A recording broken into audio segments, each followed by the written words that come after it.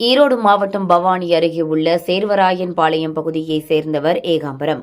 இவரது மகள் தீபாவிற்கு கடந்த 10 ஆண்டுகளுக்கு முன்பு பவானி பகுதியைச் சேர்ந்த கிருஷ்ணன் என்பவருக்கு திருமணம் செய்து வைத்துள்ளார். குடும்ப சூழல் காரணமாக 10 ஆண்டுகளாக மகள் தீபாவிற்கு பொங்கல் சீர் செய்ய முடியாமல் இருந்து வந்துள்ளார்.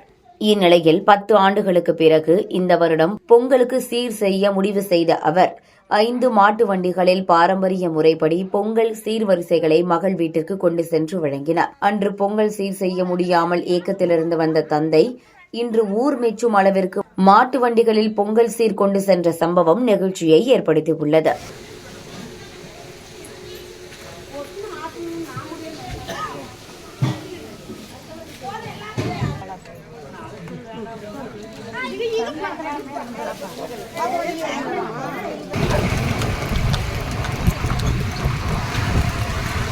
அப்படியே போய் நான் ரோட்டில் போயிட்டு இருக்கோம்.